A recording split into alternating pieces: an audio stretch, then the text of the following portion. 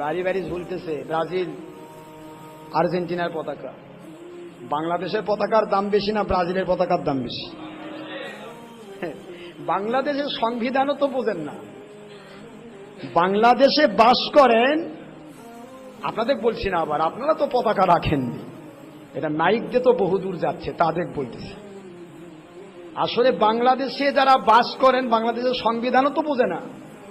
বাংলাদেশের সংবিধানে আছে বাংলাদেশের পতাকা ছাড়া অন্য কোন দেশের পতাকা কেউ উড্ডয়ন করতে পারবে না। আমার কথা বুঝতেছেন তো? কিন্তু দেশের মানুষ যখন উঠায় তখন আর প্রশাসক গোষ্ঠীর কিছু করার থাকে না, ভাবে বাপরে দেশের মানুষ তালাই লাগাই দিছে, এখন আমরা যদি বিরোধিতা করি ইন্টারনেটের মাধ্যমে ওই সাদা কুত্তার দেশে খবর চলে যাবে, আমাদের উপর একটা আন্তর্জাতিক চাপ চলে আসবে, অতএব দরকার নাই, যাই যা পারে করুক। এই জন্য সাংবিধানিক এই আইনটা প্রয়োগ হয় না। আমার কথা কি বুঝতেছেন নাকি আপনারা? তাহলে দেশের পতাকাকে ভালোবাসেন আর বিদেশি পতাকা ঘরের মধ্যে টানে রাখছেন। আর্জেন্টিনা পতাকা রাখলে কি হবে? জান্নাত ফরজ হবে? কথা করছেন না কেন? ব্রাজিল আর্জেন্টিনার পতাকা, খালি এটা দৃষ্টান্ত দিচ্ছি। আর বর্তমানে দেখতেছি তো দুই পতাকা, এরা ব্রাজিল আর আর্জেন্টিনা। তা ব্রাজিল আর আর্জেন্টিনার পতাকা রাখলে কি হবে? 5 বছর রোজা রাখার সওয়াব পাওয়া যাবে কি? কন না, কি হবে? এখানে যে টাকাটা আপনি ব্যয় করলেন, এই টাকাটা যে ব্যয় করলেন এটা আপনার নয়, এটা মালিকের দেওয়া টাকা।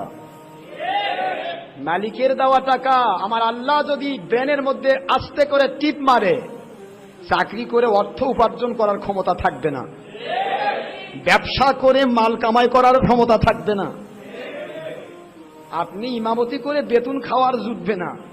খালি ব্রেন টিপ মারলে সূরা ফাতিহার জায়গা অন্য সূরা শুরু হয়ে যাবে। আমার কথা বোঝেন না আপনারা?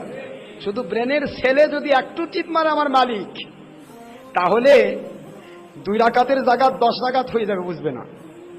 আমার কথা বুঝতেছেন তো? তাহলে ইমামতি করে বেতনও খাওয়া যাবে না। মাদ্রাসায় পড়াবার গিয়ে আলিফ পড়াতে অন্য কিছু পড়াই ফেলবে। তো আমার মালিক বলেন, আমি তোমাকে আর্ন করার ক্ষমতা দিয়েছি বলে তুমি করছো, সুতরাং ওই অর্থটা আর্ন করতে চিন্তা করো, রোজগার করতে চিন্তা করো এবং ব্যয় করতে চিন্তা করো। যদি যা ইচ্ছা তাই ব্যয় করো, অপচয়কারী হিসেবে সাব্যস্ত হবে। ইন্নাল মুবাজ্জিরিনা কানু ইখওয়ানাশ শায়াতিন। আল্লাহ পাক কোরআন শরীফের সূরাতুল বনী ইসরাঈল 15 পারায় আমার মালিক খলিক রব আল্লাহ পাক বলতেছেন 25 নম্বর আয়াত শরীফে, যারা অপচয়কারী তারা শয়তানের ভাই। শয়তানের ভাই কি? কথা বোঝেন না? আল্লাহ একটু অ্যাঙ্গেলে বললেন শয়তানের ভাই। তাহলে আমরা যেটাই করব একটু চিন্তা ভাবনা করে করব। মালিক খলিক রব আল্লাহকে খুশি করার জন্য কাজ করব। পৃথিবীতে কোনো কাজ করলে যদি আমার উপকার হয়, একটা কাজ আমি করব, অসুবিধা নাই। ব্রাজিলের পতাকা টাঙলে যদি আমার বাড়ির 5 কেজি চাউল আসে, ভালো, একটা উপকার। হালাল রুজি কামাই করা ফরজ, একটা ফরজ আদায় হবে। কি হন, ঠিক না? ঠিক। এই পতাকা টাঙালে যদি 50 টাকা পাওয়া যায়, 5000 টাকা পাওয়া যায়, ভালো।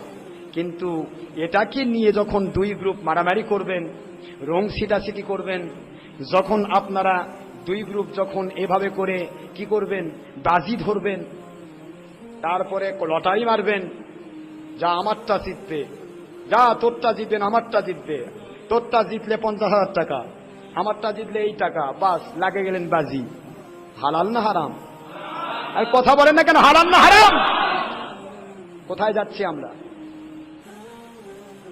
আল্লাহর হাবিব বলেন, মুসলমান মুমিন খবরদার, খবরদার, যা ইচ্ছা তাই মুমিন মুসলমান করতে পারবে না।